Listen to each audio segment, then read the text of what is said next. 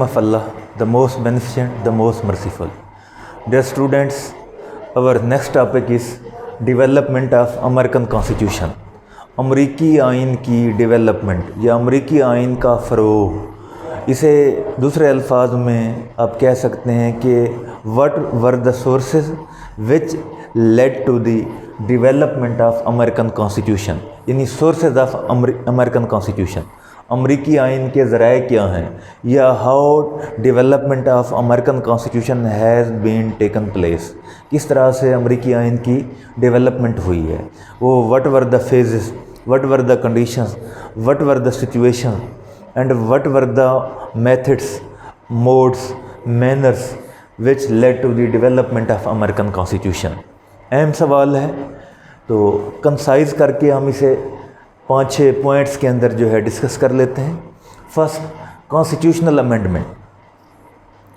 Basically American constitution वो था जो 1799 में प्रोमलगेट हुआ था, नाफिज हुआ था, और for to fulfil the requirements of 13 states, 13 रियासतों की जो रिक्वायरमेंट्स थी उनको पूरा करने के लिए ये इशू हुआ था, फ्रेम हुआ था।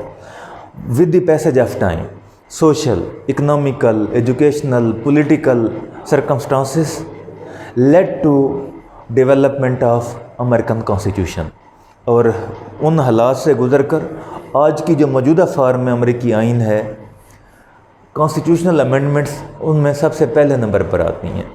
कि अमेरिकी आइन के अगर 7 आर्टिकल हैं तो 26-27 अगर अमेंडमेंट्स हैं, वो 26 अमेंडमेंट्स मुख्तलिफ तरीक़ों से हुई हैं। तो अमेरिकी आइन रिजिड आइन है, सख्त आइन है, फ्लेक्सिबल नहीं है। इसमें अमेंडमेंट का प्रोसीजर बहुत रिजिड है, टफ़ है, मुश्किल है। कॉन्स्टिट्यूशनल अमेंडमेंट एक तरह से मेन सोर्स रही हैं which has played important role in the development of American constitution. Legislation भी इसी से रिलेटेड है। लेजिस्लेशन कहते हैं आइन साजी को, यानी लेजिस्लेशन बेसिकली आप कह सकते हैं, you can say that is development formation of A skeleton, यानी एक स्केलेटन बनाया जा रहा है, एक फ्रेमवर्क बनाया जा रहा है। किस ज़रिए से? लेजिस्लेशन के ज़रिए से, कानून साजी के ज़रिए से। लेजिस्लेचर क्या करती है? मुकन्ना लेजिस्लेशन करती है। मुकन्ना का काम लेजिस्लेशन करना है। अमेरिका में हमने पढ़ा कि बाई कैमरल जो है लेजिस्लेचर है, सेनेट है और house of representative. House of representative अगर मनी बिल्स को लेता है, वो सेनेट में आ गए हैं, सदर ने उसे असेंट देनी है, वो बिल जो है पास हो जाना है, लॉ बन जाना है। इसी तरह स्टेट्स हैं, स्टेट्स के अंदर भी जो है लेजिस्लेशन हो रही है।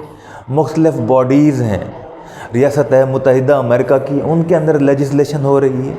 ये इन सब चीज़ों ने मिल के रोल प्ले किया है in development of American constitution. तीसरा अहम ज़रिया, third important source is judicial interpretation, अदालती तशरीह, अदालती ताबीर। क्योंकि आइन जो है या कानून, इसका फ़र्क आप बेहतर समझते होंगे कि आइन तो वो है जो supreme law of the land है, कानून इसके अलावा मुख्तलिफ हैं जो मुख्तलिफ उस आइन के मुताबिक जो उस मुल्क के अंदर प्रिवेल कर रहे होते हैं, राइज होते हैं। जुडिशल इंटरप्रिटेशन, अगर कोई कानूनी नुक्ता ऐसा आ गया है, कोई अमेंडमेंट ऐसी आ गई है, कोई लॉ पॉइंट ऐसा आ गया है जिसमें एम्बिगुइटी है, क्लैरिटी नहीं है, या वो लॉ, वो legislation is unable to fulfil the requirement of a certain situation, एक ख़ास सिचुएशन है, एक ख़ास डिलेमा पैदा हो गया मुल्क के अंदर, उसको हल करने के लिए, उसे टैकल करने के लिए वो जो कॉन्स्टिट्यूशनल प्रोविजन है या लेजिस्लेशन है, वो इस काबिल नहीं कि उससे उस मुल्क की जो वो रिक्वायरमेंट है, लीगल रिक्वायरमेंट, वो पूरी हो सके। इसके लिए बेहतरीन सलूशन जुडिशल इंटरप्रिटेशन है, यानी अदालती ताबीर, अदालती तशरीह। अदलिया में वो मैटर जाएगा वहाँ की सुप्रीम कोर्ट में या मुतल्लिका जो स्टेट्स हैं उनकी अदालतों में।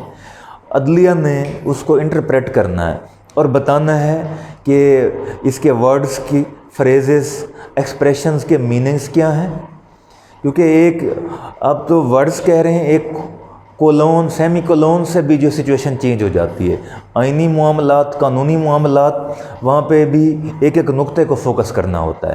تو جوڈیشل جو انٹرپریٹیشن ہے وہ اس نے that has played also important role in development of American constitution.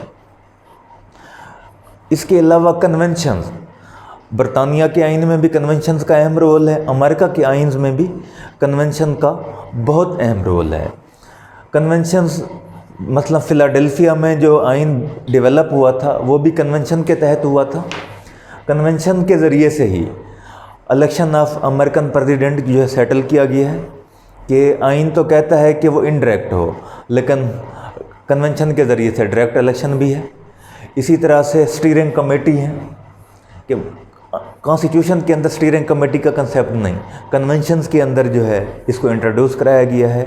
Steering committee کے علاوہ باقی کمیٹیز ہیں، ایون ریزیڈنس ہے، امریکن پریزیڈنٹ کہاں سے ہوگا، امریکن وائس پریزیڈنٹ کس اسٹیٹ سے ہوگا، یعنی اگر ایک اسٹیٹ سے صدر ہے تو دوسری اسٹیٹ سے وائس پریزیڈنٹ ہوگا، سیم اسٹیٹ سے دونوں نہیں ہوں گے. باقی منی بلز کیسے آئیں گے، باقی معاملات جو ہیں وہ سارے کے سارے کنونشنز کے ذریعے سے سیٹل کیے گئے ہیں. تو conventions has also played important role اور vital role in the development of American constitution. اسی طرح سے 5th اہم پوائنٹ ہے ایگزیکٹو ایکشن. ایگزیکٹو کہتے ہیں انتظامیہ کو. ہر ریاست کے پہلے بھی بتایا ہے کہ 3 بڑے ادارے ہوتے ہیں. سب سے پہلے لیجسلیچر، مقننہ جسے کہتے ہیں. امریکہ کے مقننہ بائی کیمرل ہے، کون سی سینٹ اور ہاؤس آف ریپریزنٹیٹیو.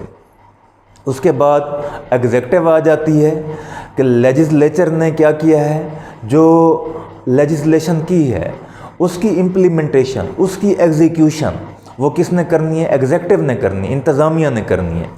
اور انتظامیہ کے اندر کوئی فالٹس آ رہے ہیں، وہ آئینی ریکوائرمنٹس کو، قانون کے تقاضوں کو پورا نہیں کر رہی انتظامیہ، تو اس کے چیک اینڈ بیلنس کے لیے، اس کی ٹرانسگریشن کو کنٹرول کرنے کے لیے جوڈیشل جو ہے انٹرپریٹیشن، جوڈیشل ریویو ہے. یہ 3 ادارے. تو ایگزیکٹو کے ایکشن نے بھی اہم رول پلے کیا ہے امریکن کانسٹیٹیوشن کی ڈیولپمنٹ میں. مختلف فیزز میں امریکن جو ہے ایگزیکٹو، مثلا پریزیڈنٹ، وائس پریزیڈنٹ اور جو ان کے جو وہ الائیڈ جو ہے فنکشنریز ہیں، انہوں نے جو ایگزیکٹو آرڈرز جاری کیے ہیں، ایگزیکٹو ایکشنز کیے ہیں، وہ بعد میں وہ امریکن کانسٹیٹیوشن کی ڈیولپمنٹ میں انہوں نے اہم کردار ادا کیا ہے.